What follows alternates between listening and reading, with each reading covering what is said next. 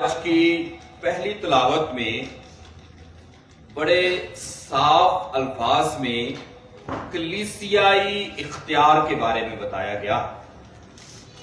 کون سی کلیسیا؟ پاک کیتھولک کلیسیا کے اختیار کے بارے میں بتایا گیا ہے، اور ہمیں اس بات پر فخر ہونا چاہیے کہ ہم سب اس کلیسیا کے پیروکار ہیں، کیونکہ اس کلیسیا کی بنیاد کسی انسان نے نہیں بلکہ خود خداوند یسوع المسیح نے رکھی۔ اور آج اس بات کا ثبوت ملتا ہے کہ جب خداوند یسوع المسیح اپنا اختیار اپنے شاگردوں کو منتقل کرتے، کلام سے باہر کی بات نہیں ہے۔ خدا کا شکر ہے آپ باشعور ہیں، پڑھے لکھے ہیں، اور اگر کلام سے باہر بات ہو تو آپ کہہ سکتے ہیں کہ فادر صاحب کہ یہ کلام جو آپ سنا رہے ہیں یا اس گرجا گھر میں کھڑے ہو کر یہ جو بات کرتے ہیں یہ غیر مناسب ہے، آپ کو ایسی بات اس گرجا میں نہیں کرنی چاہیے۔ یہاں پر شاگرد ہے، رسول یعنی اپوسل کہا جاتا ہے، اور اس کے ساتھ ایک اور قسم کے لوگ موجود ہیں جنہیں کاہن کہا جاتا ہے۔ میں آپ کے لیے کلام دوبارہ پڑھتا ہوں۔ لکھا ہے، اس وقت بعض لوگ یہودیہ سے آ کر بھائیوں کو تعلیم دینے لگے کہ اگر موسیٰ کی سنت کے مطابق تمہارا ختنہ نہ ہو تو تم نجات نہیں پا سکتے۔ اب دیکھیں کہ موسیٰ کی شریعت یعنی کہ ہے مسیح کے پیروکار، لیکن اپنی مرضی سے وہ لوگوں کو بغیر رسولوں کی اجازت کے تبلیغ کرنے کے لیے لوگوں کے درمیان نکل پڑے۔ اور لکھا ہے کہ پس جب پالوس اور برناباس کی ان سے بڑی تکرار اور بحث ہوئی تو یہ ٹھہرایا گیا کہ پالوس اور برناباس اور دوسروں میں سے چند اشخاص اس مسئلے کی بابت رسولوں اور کاہنوں کے پاس یروشلم کو جائیں۔ کہاں پر جائیں اور کس کے پاس؟ کس کے پاس؟ سب سے پہلے رسولوں کے پاس، دوسرے نمبر پر کن کے پاس؟ کاہنوں کے پاس، اور کہاں پر جائیں؟ یروشلم میں جائیں۔ آپ لوگ، میں نے کہا پہلے ہی کہ آپ لوگ پڑھے لکھے ہیں، شاید آپ کلام کو اپنی نظر سے اور اپنے دماغ کے مطابق سوچ کر اس کو حل کرنے کی کوشش کرتے ہیں یا جواب ڈھونڈنے کی کوشش کرتے ہیں۔ تو پالوس رسول جس کے خطوط ہم کلام پاک میں پڑھتے ہیں، وہ بھی فیصلہ کرنے سے قاصر ہے۔ وہ فیصلہ نہیں کر سکتا کہ جو تعلیم میں دے رہا ہوں آپ نے اس پر عمل کرنا ہے۔ اس کے بعد برناباس ہے جو دنیا میں تعلیم یسوع مسیح کا پیغام سنانے کے لیے جاتے ہیں۔ اس نے کہا کہ اگر شریعت اور مسیحت کے درمیان کوئی بات ہے تو اس بات کا فیصلہ جو ہیڈ آف دا ڈپارٹمنٹ ہے، جسے خداوند یسوع المسیح نے چابیاں کنجیاں دے کر اختیار بخشا ہے، پطرس اور اس کے ساتھ دوسرے رسول اور اس کے بعد ان کے ساتھ مقرر کیے ہوئے کاہن اس بات کا فیصلہ کریں گے کہ آیا جو بحث میرے اور تمہارے درمیان ہوئی ہے وہ ٹھیک ہوئی ہے کہ نہیں۔ جانتے ہیں کہ کون سی بحث ہوئی تھی؟ کہ وہ کہہ رہے تھے کہ جو نئے مسیحی ہیں، جو مسیح کو قبول کر رہے ہیں، انہیں جو موسیٰ کی شریعت ہے، زیادہ تر ہم یہی کہتے ہیں نا کہ جو موسوی شریعت میں لکھا ہے اس کے مطابق ہم کلام میں لکھا ہے اور بات اب پر عمل کرنے کی کوشش کرتے ہیں۔ تو انہوں نے مسئلہ بنایا کہ مسیح میں نجات پانے کے لیے ختنہ کتنا ضروری، اور اسی بات پر بحث ہوئی کہ جو مسیحت اختیار کرے گا اس کو یہ بھی کرنا پڑے گا کیونکہ موسیٰ کی شریعت میں ایسا ہے۔ تو لکھا ہے تب رسولوں اور کاہنوں نے، صاف الفاظ ہے، میں اپنی طرف سے تو نہیں کہہ رہا، کنہوں نے؟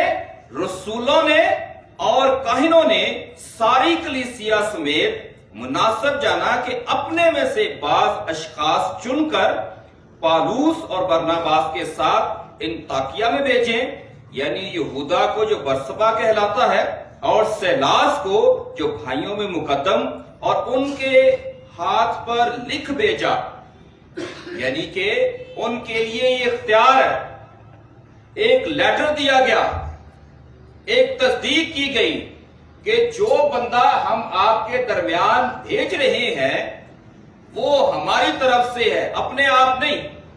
اور اسی طرح جب میں آج سے تقریباً 2.5 سال پہلے ایبٹ آباد میں آیا تو میں تب تک ایبٹ آباد میں نہیں آیا تھا جب تک میرے پاس بشپ صاحب کا لیٹر نہیں تھا جسے اپوائنٹمنٹ لیٹر کہتے ہیں، اور اس میں لکھا تھا کہ یہ بندہ فلاں تاریخ سے میرے حکم پر رسولی اختیار سے جو روم سے ہے اور میں روم کا نمائندہ ہوں، اور اس کے بعد یہ جو کاہن ہے میں اسے ایبٹ آباد کی کلیسیا کے درمیان بھیج رہا ہوں۔ اور جب یہ لیٹر یہاں پر آیا تو جب تک یہ میرے پاس نہیں تھا، بے شک مجھے زبانی کہہ دیا گیا کہ آپ نے ایبٹ آباد جانا ہے، تو میں نے کہا جب تک آپ مجھے لیٹر نہیں دیں گے تب تک میں وہاں پر نہیں جاؤں گا۔ اور اس کے بعد آپ کلیسیا والے، میں آپ کے گھر میں جاتا ہوں اور آپ پوچھ سکتے ہیں جی آپ کون ہیں، آپ کو کس نے بھیج دیا، آپ اپنی مرضی سے آگے؟ تو میں اگر آپ پوچھیں گے تو میں اپنا لیٹر نکال کر بتاؤں گا کہ یہ خط ہے جو رسولی اختیار سے مجھے کلیسیا اور لوگوں کی خدمت کے لیے دیا گیا ہے، اور اس اختیار سے میں ایبٹ آباد کی کلیسیا کا پاسبان ہوں اور ان کا کاہن مقرر ہوا۔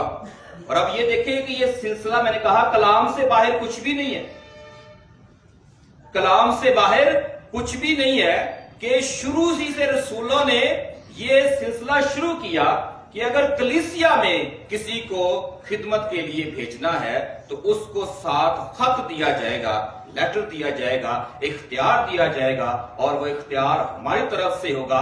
اپنے آپ کوئی بندہ اٹھ کر جا کر کلیسیا میں خدا کے کلام کی منادی نہیں کر سکتا۔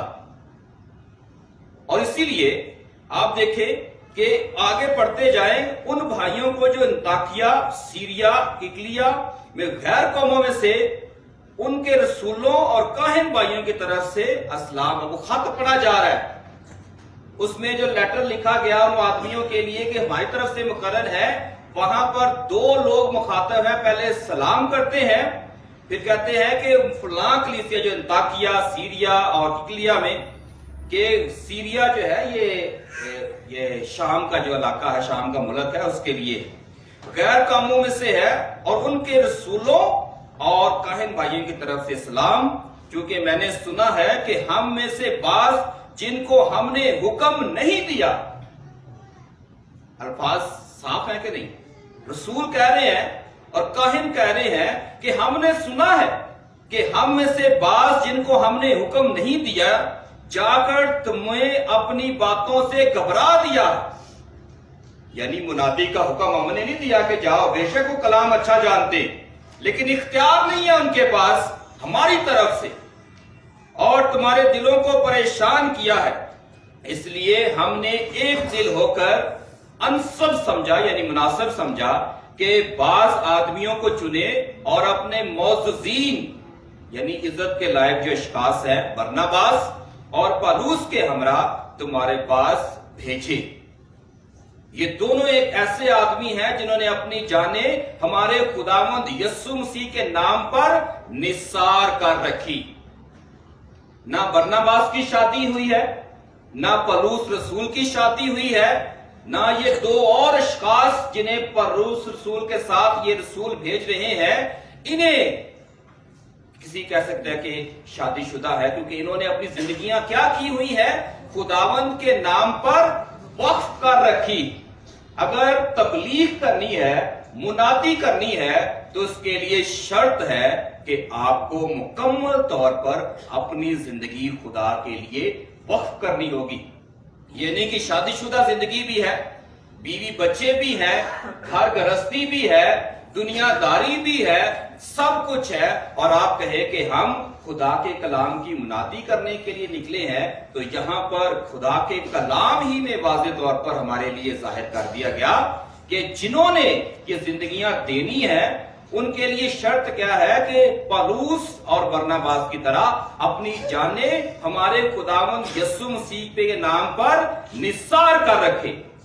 اور پھر لکھا ہے بس ہم نے یہودا اور سیلاس کو بھیجا ہے، یعنی یہ 2 بندے بھیج رہے ہیں، ان کے نام ہیں یہودا اور سیلاس کو بھیجا ہے، اور یہ باتیں زبانی بھی بیان کریں گے کیونکہ روح القدس نے اور ہم نے مناسب جانا کہ ان ضروری باتوں کے سوا تم پر اور بوجھ نہ ڈالیں، تم بتوں کے چڑھاووں اور لہو اور گلا گھوتے ہوئے جانوروں اور حرام کاری سے پرہیز کرو۔ اگر تم ان باتوں سے کنارہ کرو گے تو تم خوب کرو گے۔ آگے کہتا ہے واسلام۔ تو یہ پورا رسولوں اور کاہنوں کا خط ہے کلیسیا کے ان لوگوں کے نام جو کہتے ہیں کہ ہم منتخب ہو کر آئے۔ اور اسی لیے آپ کو میں نے شروع میں بتا دیا کہ کلیسیائی اختیار میں یہ آج کلام ہی ہمارے لیے واضح اور ثابت کرتا ہے کہ کلیسیا میں کاہن کون۔ انگریزی زبان میں بڑا آسان ہے کہ جب کہا جاتا ہے جی کہ فلاں چرچ کا پریسٹ کا مطلب ہوتا ہے کاہن۔ انگریزی زبان میں آسان ہے کہنا، پریسٹ کا مطلب پادری نہیں ہوتا، پریسٹ کا مطلب پاسٹر نہیں ہوتا۔ پاسٹر بذات خود انگریزی زبان کا لفظ ہے جس کا مطلب ہے پاسبان، چرواہا۔ پریسٹ کا مطلب یہ نہیں ہے کہ اس کا مطلب ہم پادری لکھ دیں۔ پریسٹ وہ ہے جس کا انگریزی زبان میں اگر یہ خدا کا کلام آپ پڑھیں گے تو اس کا ترجمہ ہے کاہن۔ کاہن کون ہے؟ جو قربانی چڑھاتا ہے، اور جو قربانی چڑھاتا بھی نہیں، قربانی کو مانتا بھی نہیں، تو وہ اپنے آپ کو کاہن اور پریسٹ کیسے کہہ سکتا؟ سمجھ آ رہی میری بات کی کہ نہیں؟ تو اس لیے کاہن کا تعلق قربانی چڑھانے سے اور قربان گاہ سے، مذبح جسے آپ کہتے ہیں۔ اور اپنی دعاؤں میں جب آپ دلی دعائیں کرتے ہیں تو کئی لوگ کہتے ہیں کہ خداوند کے مذبح کے پاس جائیں، خداوند اپنا مذبح یہاں پر لگا۔ کون سا مذبح؟ یہ قربان گاہ، آلٹر، جسے انگریزی زبان میں آلٹر کہتے ہیں، اردو میں مذبح کہتے ہیں، اور آسان زبان میں قربان گاہ۔ تو مذبح کاہن سے اور مذبح کے لیے وقف شدہ کاہن ہوتا ہے، کوئی دوسرا آدمی یا دوسرا شخص نہیں ہوتا۔ اس لیے اس مذبح پر ہمیشہ کاہن ہوتا ہے، اور یہ مذبح ہمارے لیے بڑا اہم ہے۔ خداوند کا مذبح اور خداوند کا خیمہ کلام میں بار بار ذکر آیا، مذبح اور خیمہ۔ اور جب یہ بات ہمارے لیے واضح ہو جائے تو آج کلام جو پہلی تلاوت ہے، جو میری اپنی طرف سے نہیں ہے، خدا کا اپنا زندہ کلام کہہ رہا ہے کہ رسولی اختیار صرف رسولوں اور کاہنوں کے پاس ہے، کسی اور دوسرے شخص کے پاس نہیں ہے۔ اگر کوئی مذہبی معاملہ ہے، کوئی مذہبی ایشو ہے، تو تمہیں کس کے پاس جانا ہے؟ رسولوں اور کاہنوں کے پاس۔ اب 12 رسول تو نہیں ہے موجود، وہ اس دنیا سے چلے گئے۔ اس کے بعد ان کے مقرر کردہ جن پر انہوں نے ہاتھ رکھ کر یہ برکت منتقل کی ہے، اگر وہ اس دنیا میں نہیں ہے تو ان کے پاس یہ سلسلہ چلا آ رہا ہے، تم نے ان کے پاس جانا ہے، اور انہوں نے جو کہہ دیا اس لیے اس بات پر تم نے عمل کرنا۔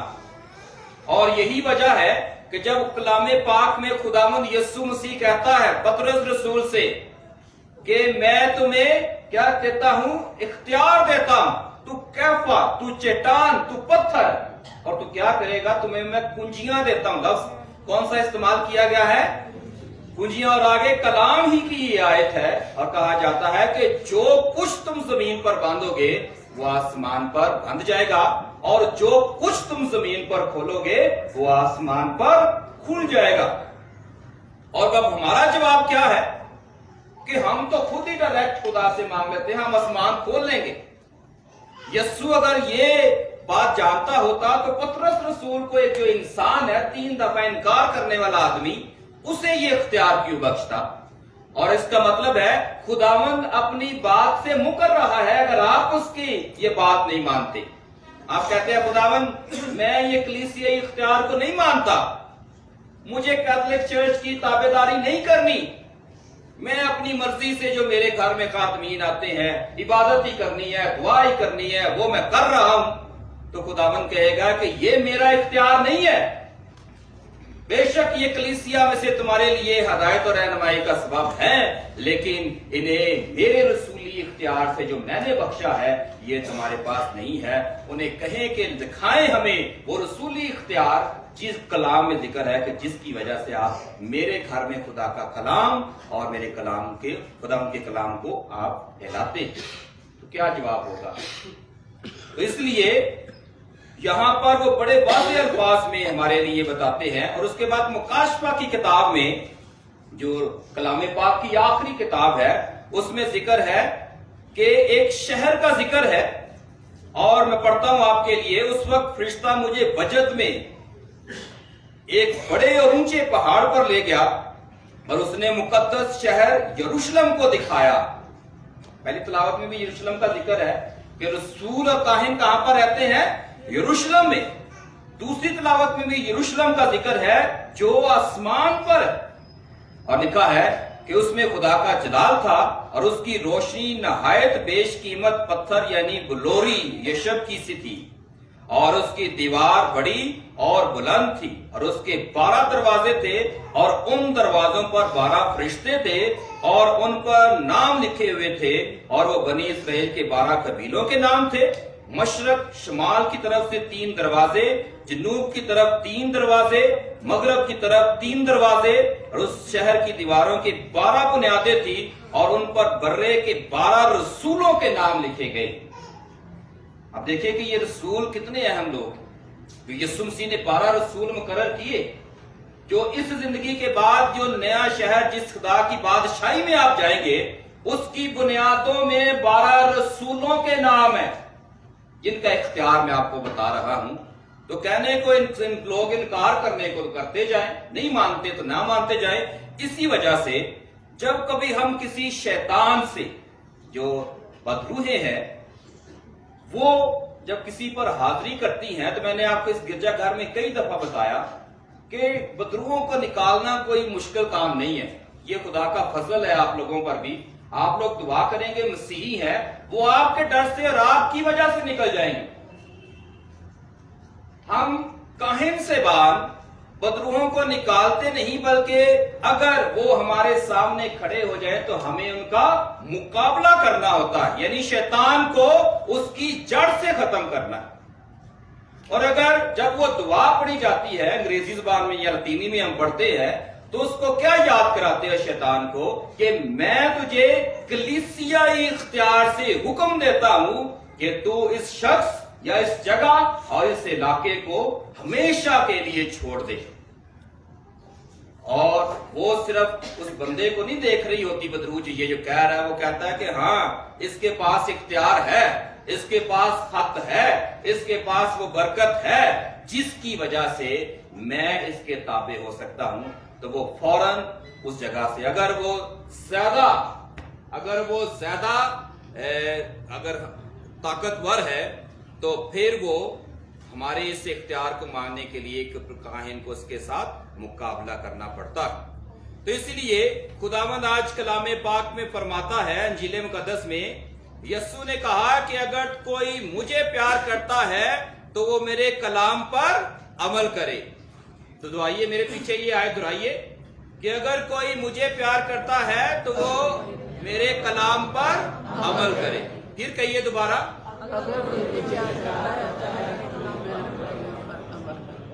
شاباش، یہ ہمارے چرچ میں بھی یہ آیت لگی ہوئی ہے۔ پھر دوبارہ پڑھیے، اگر کوئی مجھے پیار کرتا ہے تو وہ میرے کلام پر عمل کرے۔ اور اگلی آیت خداوند کیا کہتا ہے؟ اور میرا باپ بھی اسے پیار کرے گا اور ہم اس کے پاس آئیں گے۔ اب اپنے اندر یہ اندازہ لگائیں کہ کتنے لوگ خداوند سے پیار کرتے ہیں، کتنے لوگ خداوند سے پیار کرتے ہیں۔ مجھے پیار کرتا ہے، اسے میرے کلام پر عمل کرنا ہے۔ اور کلام کا عمل کیا ہے؟ کہ تو نے اپنے بہن بھائیوں کو معاف کرنا ہے، پیار کرنا ہے، دشمنوں سے بھی پیار کرنا ہے۔ اور کہتے ہیں بس لکھیا ہی ہے، ہم عمل نہیں کریں گے، یسوع کے پیروکار ہیں، معافی نہیں ہم دیں گے، معافی ہمارے اندر ہے ہی نہیں ہے، اور کہیں گے یسوع کو پیار کرنا۔ اور اگر میں غلط ہوں تو یہاں کھڑے ہو کر کہ فادر صاحب آپ کلام غلط پڑھ رہے ہیں، کیونکہ یہ آیت ہے جو یوحنا 14واں باب 23ویں سے 29ویں آیت میں لکھا ہے यीशु ने कहा अगर कोई मुझे प्यार करता है तो वो मेरे कलाम पर अमल करे। तो कोशिश तो यही थी कि सिर्फ खाली बरकत ही ना दी जाए, कम से कम कलाम पर अमल भी करवाया जाए, कि आप यीशु मसीह को माने, अपने अंदर की अना को मारें, बहन भाइयों को माफ करें, इकट्ठा करें खानदान को। तो मैं चाहता हूं कि आप लोग इकट्ठे हो जाएं, अपने अजीज बहन भाइयों को बुलाएं। मुझे सबसे ज्यादा जो मैं सरगोदा में काम करता था तो छोटे छोटे इलाकों में काम करना अच्छा लगता था। लोग पता क्या करते हैं, आपके पास तो ये गिरजा है ना खूबसूरत, आप अपनी मर्जी से आते हैं, मर्जी से जाते। लोगों के घरों में, चक्कों में, गांव में चर्च नहीं है। तो सबसे ज्यादा मुझे पसंद था उन इलाकों में काम करना जहां पर चर्चिज नहीं थे। वजह क्या थी कि एक वो इंतखाब करते थे एक बड़े घर का, बेड़ा जिन्होंने पंजाबी से कहते हैं, इंतखाब करते थे, और जिनके घर फैसला होता था कि आज पाकमास की पाक कुर्बानी इनके घर में होगी, तो घर वालों का काम क्या होता था कि खवातीन जितनी भी उनके घर में मुकद्दस तस्वीरें हैं सारी बाहर निकाल कर तैयारी करती, और जो कुछ गांव ऐसे हैं कि वो गोबर से लेप करती, सारा सेन साफ करते, फिर अपने नई बेडशीट्स निकाल कर वो अपनी दीवारों पर, यानी जो उनके मकान है उसके ऊपर डालते, पीछे पर्दा बनाने के लिए। अगर टेबल नहीं होता तो किसी से मांग कर लाते, कुर्सी एक फादर के लिए, बाबू के लिए, और फिर वो सारा फिर इंतजार करते। फिर जो घर की बड़ी होती, माँ है या दादी है, उसकी जिम्मेदारी होती, वो मोहल्ले में जाती तो सद्दा दे के आती, आज हमारे घर में इबादत है, आपने आना है। हालांकि इबादत सबके लिए, और जब एक दफा पैगाम देती, फिर पता चलता फादर जी आ रहे हैं, वो फिर दोबारा से उनके घर जाती, कहती कि वो टाइम आने वाला, फिर दोबारा याद कराती। तीसरी दफा जब फादर घर में आ जाता, बैठता है, पानी शानी पी रहा है, वो बाबूजी के साथ जाकर फिर कहती कि वो आ गए हैं, अब तुम लोग आ जाओ, और जबरदस्ती मजबूर करते। और घर की खवातीन परात बजाती हैं, थाल भी होते हैं, ये जो घड़ा रखा है इसको वो इसके साथ साज होते हैं, पीपे जो जिसमें तेल होता है। ये हमारी तरह की, इस तरह के लोग नहीं। इतना पता चलता कि कैसे खुदा उनकी जिंदगी में, और ये देखिए कि खुदा की मोहब्बत उन लोगों में है। और अगर काहिन ने उन्हें कह दिया है कि जी फलाना क्यों नहीं आया तुम्हारे घर, जी वो साढ़े नाल रुस्या है, वो हमारे घर में इबादत करना नहीं चाहते, तो फादर का, क्योंकि एक दिन पहले ही चले, जिससे पूरे अगर शाम की इबादत है सुबह के वक्त ही चले जाते, और फिर क्या फादर कहता है चलो जी उनके घर चलते। फिर उन्होंने जाके मनाना, राजी करना, और फिर इबादत में लेकर आना। ये है मसीह के साथ मिलकर इबादत करने को। और यहाँ पर जब हम अंग्रेजी ज़बान में कहते हैं मैकेनिकल बन गए हैं कि बस ठीक है, इबादत होती है 11 बजे 10:30 बजे जाना है इबादत को, उसके बाद अपने काम करेंगे। हमने अपना काम कर लिया, खुदा की इबादत कर ली, अमली तौर पर कुछ नहीं हुआ, तो खुदा की इबादत हमने नहीं की। इसीलिए मसीह मेरे अजीज भाई और बहनों, खुदा के कलाम पर अमल करें, कि मसीह कहता है कि अगर तुम मुझे प्यार करते हो तो मेरे कलाम पर